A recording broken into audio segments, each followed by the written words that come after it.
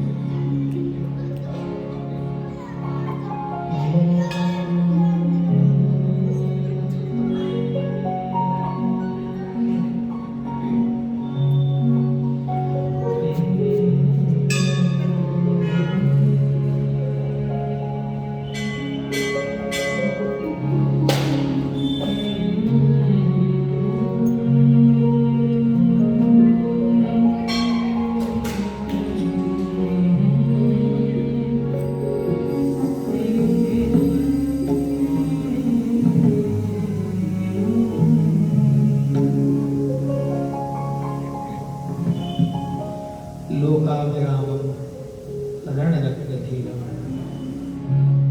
राजीवनेत्रं रघुवंशनाथं कारुण्यरूपं करुणाकरन्दं श्रीरामदूतं शरणं। ये स्तुति मात्र न होकर श्री रघुनाथ का जो पावन चरित्र है उसका एक लघु रूप में बड़ा दीर्घ और गहरा वर्णन कि रघुनाथ लोकाभिरामम है, रणरंग धीरम है, राजीव नेत्रम और रघुवंशनाथम। बड़े सुंदर हैं और कारुण्य रूपम है।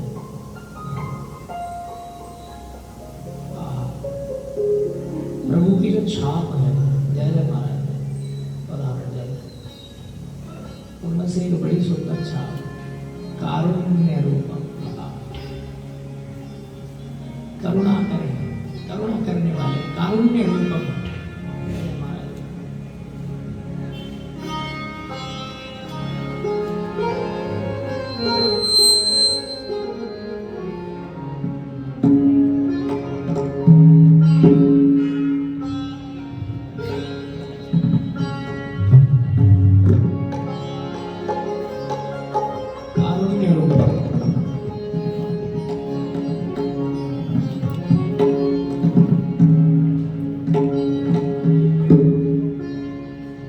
भैया हमारे रोहतक से पधारे हैं मंडल के साथ, बड़ी कृपा है इन पर और इनकी हम पर, प्रभु की इन पर कृपा और इनकी हम पर कृपा। बड़ा सुंदर क्या गाते हैं श्री जी भाव से,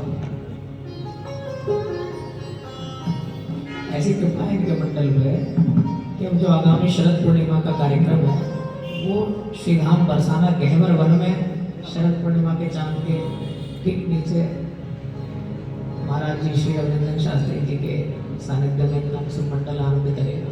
ऐसी कृपा खुद अपने निज धाम निज आंगन में स्वामी जी शरदोत्सव के निमंत्रित करें, ऐसे सुंदर वैष्णव और एक वैष्णव। ये वैष्णव जो शब्द है बड़ा समझने वाला। भक्त नरसिंह मेहता ने बड़ा सुंदर एक सूत्र दिया,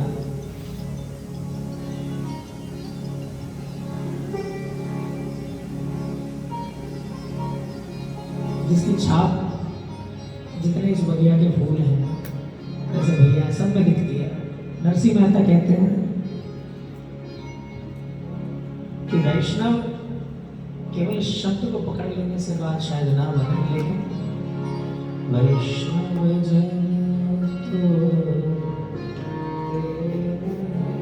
कहिए जे, कि वैष्णव जन तो तेरे कहिए जे पीड़ पर आई जाने दे, पर दुखे उपकार करे पर मन अभिमान ना आने दे। ऐसी सीधी सी सूक्ति है, सीधा सा सुंदर है, ऐसे सुंदर वैष्णव। तो हमारे राम जी लोकाभिरामं रणरंगधीरं राजीवनेत्रं रघुवंशनाथं कारुण्य रूपम, करुणा कर रहे हैं, करुणा के रूप है। मानो करुणा भाव की स्थिति से निकलकर एक दैहिक स्थिति में प्रकट हो गई हो, खुद करुणा, कारुण्य रूपम, करुणा करंतम, ऐसे श्री राम चंद्रम शरणम प्रपद्ये।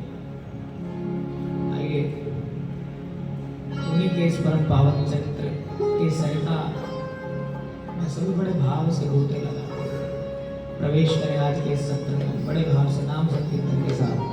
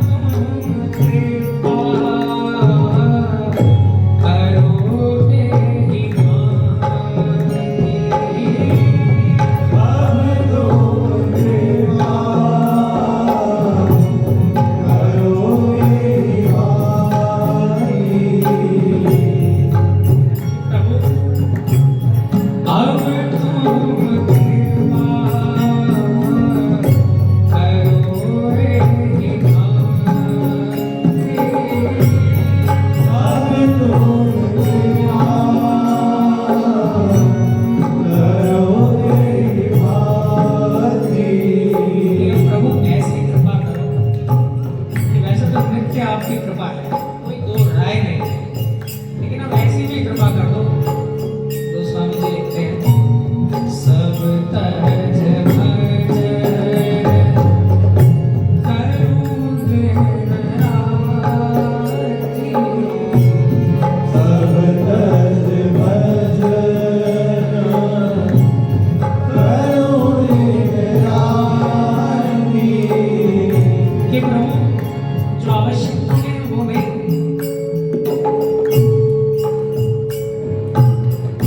जहाँ जहाँ कर्तव्य है वो मेरी, लेकिन जहाँ जहाँ माया ने पकड़ा हुआ है, जहाँ अनावश्यक मैं अपने आप को फंसा के रखती हूँ, जहाँ मैंने माया को और माया ने मुझे पकड़ा हुआ है, उसे सब तज भज करूं दिन राति, सब तज भज करो दिन राति। अब तुम कृपा करो हे माते, अब तुम कृपा करो हे बड़े भाव से माते। नाम की शरणागति से मेरे नाथ,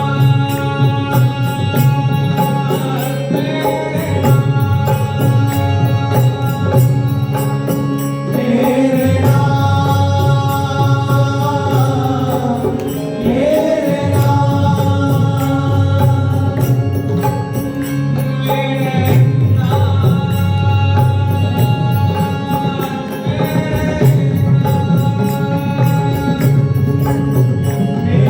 नाम,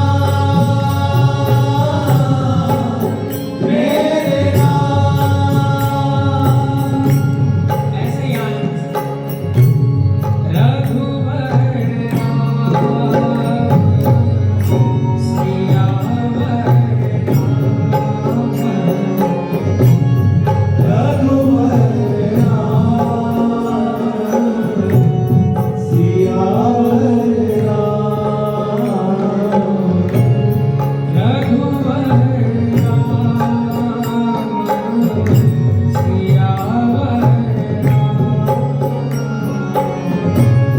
रघुवर राम, सियावर राम। सियावर राम, सियावर राम।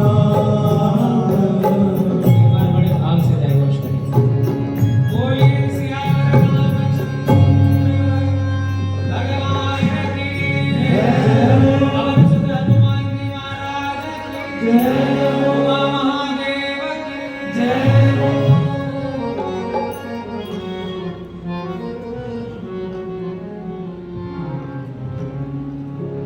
कहन चाहूँ रघुपति गुण गाहा, मोहती थोड़ी चरित अब गाहा।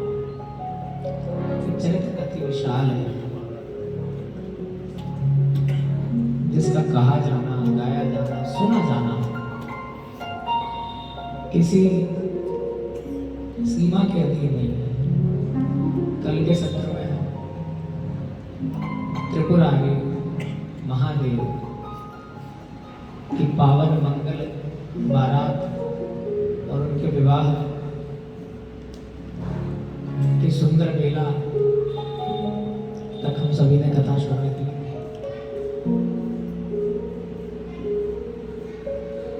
जब पार्वती ब्याह करे, त्रिपुरारी शंकर जी के साथ आई, तब कथा आगे हमें लेकर चलती है उस सुंदर पड़ाव पर, जहाँ पिछले जन्म की सती के संशयापराध की निवृत्ति के लिए इस जन्म की पार्वती शंकर भगवान से कहती है कि प्रभु, पूर्व में मुझसे जो अपराध बने वो बने, अब आप मुझे श्री राम कथा श्रवण कराएं। शंकर भगवान अति आनंदित होकर कहते हैं कि उमा, आज ये जिज्ञासा रख के तुमने मुझ पे बड़ी कृपा की। एक बड़ी सुंदर बात ऐसे आध्यात्मिक पहल में ये है कि जिसे प्रभु निमित्त बनाए वो प्रथम पूजनीय है। यदि कोई इस समाज में श्रद्धेय है, इस आयोजन में श्रद्धेय है, तो वो जिसने उन परम पावन परम पुनीत उस परम रस राशि की चर्चा के लिए सभी को प्रेरणा दी। और ये सूत्र हमें मिलता है इसी बात से कि शंकर भगवान माँ पार्वती का धन्यवाद पहले कर रहे हैं। ये बड़ी उमा तुमने मुझ पर कृपा करी कि ये चरित्र को कहने के लिए मुझे प्रेरित किया। राम नाम की ओर फिर से और लौ लगाई और बड़े भाव से कथा शंकर भगवान ने कहनी शुरू की। उस अवधपुरी की जहाँ राजा दशरथ, उस कुल के राजा दशरथ, जहाँ दिलीप राजा हरिश्चंद्र ऐसे ऐसे तेजस्वी राजा हुए हैं। राजा रघु जिनके नाम से कुल चला, उसी कुल में राजा दशरथ पूरी कथा कही। अवकाश थोड़ा कम है, इसीलिए कथा को थोड़ा सा हम लोग आनंद के साथ लेकर चले। दशरथ जिन्होंने पुत्र कामेष्टि यज्ञ किया, श्रृंगी ऋषि के सानिध्य में वाल्मीकि रामायण में शब्द आता है ऋषशृंग, श्रृंगी ऋषि ने जिनका पुत्र कामेष्टि यज्ञ करवाया। ऐसा वर्णन है यज्ञ में से यज्ञ पुरुष प्रकट हुए जिन्होंने प्रसाद राजा दशरथ को दिया और उस प्रसाद का आधा भाग राजा दशरथ ने पहली रात कौशल्या माँ मैया कौशल्या को दिया। बचा हुआ भाग दो भागों में से जो था उसमें से अगली रानी को एक भाग और बाकी बचे हुए भाग में से दो भाग अगली रानी माँ कौशल्या, सुमित्रा और केकई। कौशल्या माँ को उनका भाग मिला, माँ केकई को और माँ सुमित्रा को। और ऐसा सुंदर वर्णन है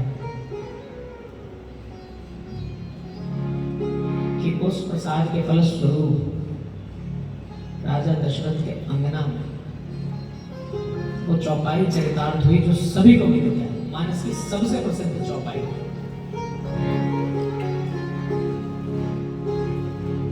फलीभूत हुई।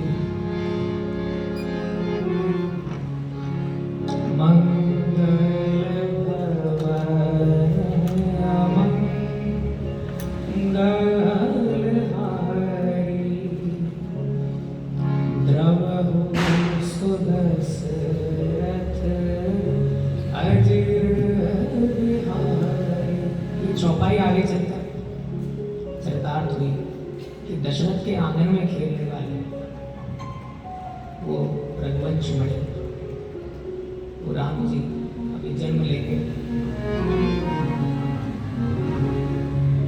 जब माँ कौशल्या के गर्भ में प्रभु का अवतरण हुआ। अवतरण का यदि कोई एक बिल्कुल सरलतम यदि कोई व्याख्या है तो अवतरण का सीधा सा मतलब है उतरना।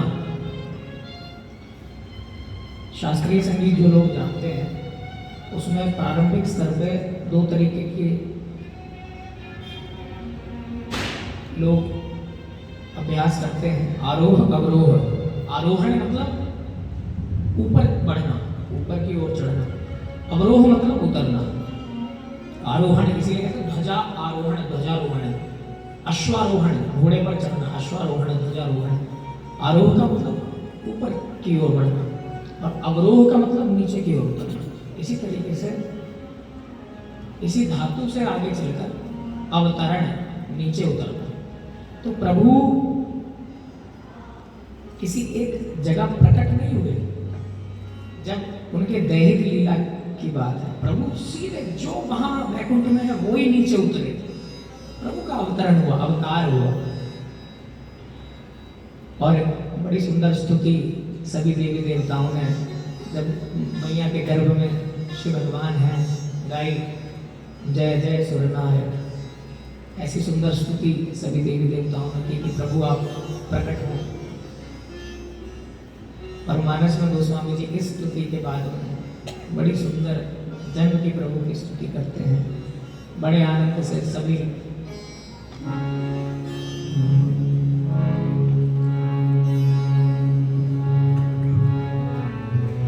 सावधान हो और एक जयघोष करें।